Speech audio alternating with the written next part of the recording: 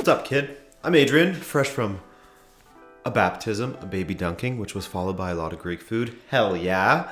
And welcome to the weekend recap. No Greek food here, but you could follow the Greek League if you have the OneFootball app, our gracious sponsors of the weekend recap. OneFootball allows you to follow whatever league you like the Greek League. Follow that in order to get breaking news, videos, highlights, live scores, match tickers, and more. Use the link in the description, and that, my friend, will get you a free download on iOS or Android. We got both. Bonus League. Whoa, already? Right off the top, he's doing the bonus league? That's right, because the Copa Libertadores final was this past weekend, pitting the holders, River Plate, up against the challengers, Flamengo from Brazil, under their absolute chad of a manager, Jorge Jesus, the Portuguese Rod Stewart.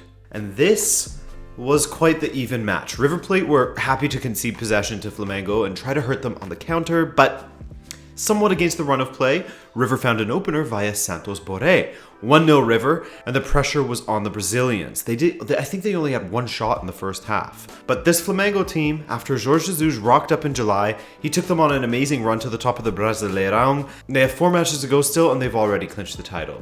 He's really making that Brazilian journalist that disparaged him when he was first signed by Flamengo look like an idiot. So, Flamengo was able to generate chances, especially in the second half, but it just wasn't falling for them. 2 big chances went begging in the 56th minute where an attempt was blocked near the line and Armani made the follow-up save. It felt like they just wouldn't be able to find a way through. That luck wasn't falling for them. But finally, in the 88th minute, a perfectly weighted ball through from Bruno Henrique found Arrascaeta, and he put it on a plate for Gabriel Barbosa, Gabigol, who has been in blinding form under Jesus. 1-1 in the 88th minute. Talk about a way to absolutely kill the River faithful in the crowd. And if they weren't dead yet, 3 minutes later, Gabigol latched onto a ball that was lofted forward and neither defender was capable of dealing with and slapped it past Armani to make it 2-1 for Flamengo. 40 goals in 54 matches in 2019 for Gabigol, the first Brazilian to achieve that since Neymar in 2012. And Flamengo are the champions of the Copa Libertadores. From that second half display, you cannot say Flamengo didn't deserve it. What a final. What a finish to a final. Congrats to Flamengo, their first Libertadores title since I believe 1981. Jorge Jesus is the second European to ever win the Copa Libertadores. Scenes. The box office news was, of course, Jose Mourinho's return to the touchline as Tottenham played against West Ham in West Ham Stadium. With only 2 days of training to prepare his new team, I don't think expectations were too high for this one, but factoring in the new manager bounce and the fact that West Ham are quite poor at the moment, Spurs looked great in the first half, finding themselves 2-0 up after 43 minutes. Son scored the opener, a nice ball by Dele, but Roberto in goal, the guy he hasn't improved since he left Benfica, and he was shocking then and he's still shocking now. Dele was at the heart of the second goal, also with his quick thinking, just managing to keep the ball in play and slide it through for Son, whose curling ball to the back post found Lucas Moura, 2-0.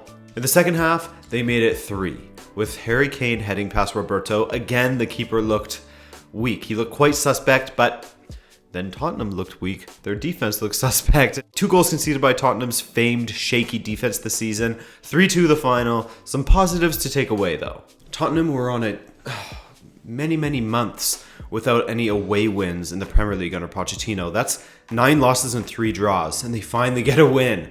Next up, Mourinho has a chance to put Spurs in an even better position in their Champions League group when they host Olympiacos at home midweek. Obviously at home. I said host.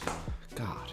Liverpool went away to Crystal Palace, always a tough team to play away against, and this match, no exception. Palace could have taken the lead early through Ayew, but then when they did take it from the corner, which I've been harping on about Liverpool's defending from set pieces lately, the goal is disallowed due to Jordan Ayew's slight push on Lovren. Pretty soft in my opinion. That's soft defending from a center back, but Roy Hodgson himself agreed with the call, so hey.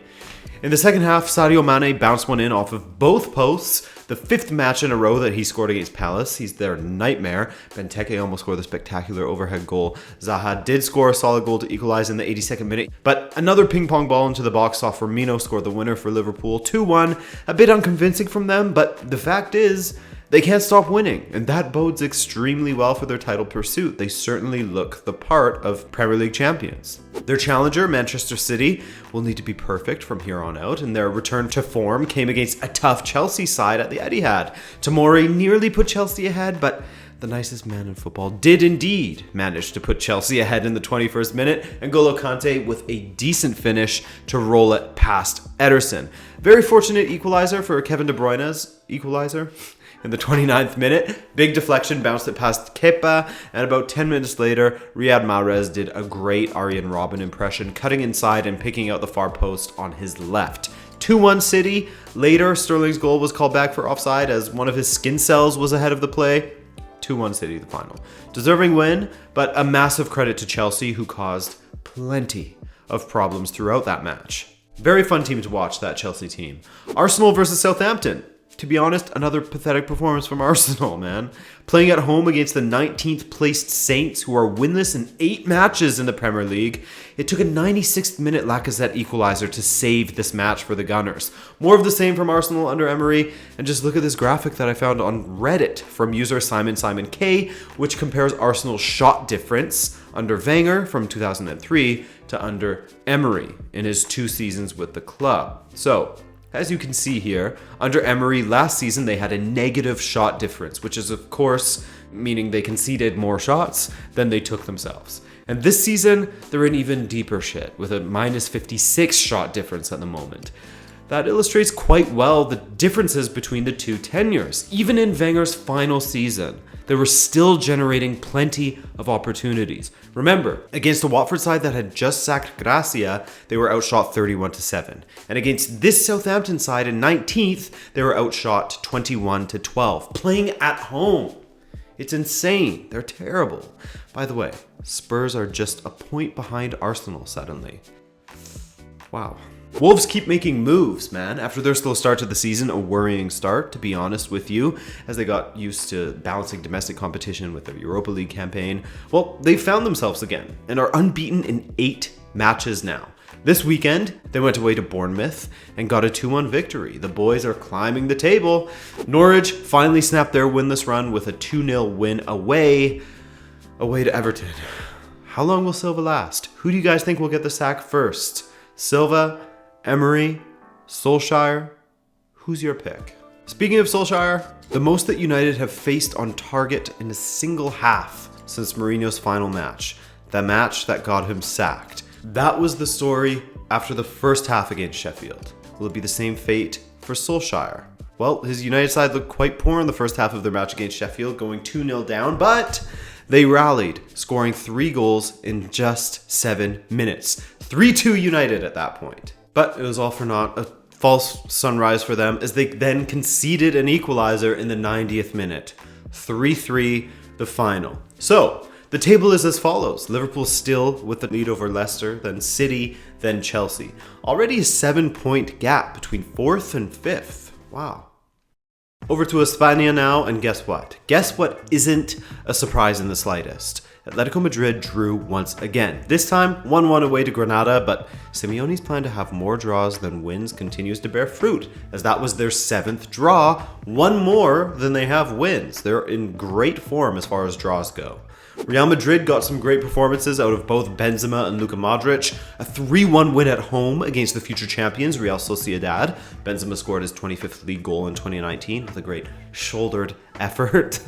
He's behind just Lewandowski and Lionel Messi in that regard, as far as goals scored in 2019 in league play, while Luka Modric added a rare goal as well as 2 assists. He was involved in everything in this match. Solid performance there from Real. Speaking of Messi, he and Barcelona continue to labor under Valverde. Add him to the most likely to get sacked list that I spoke of earlier.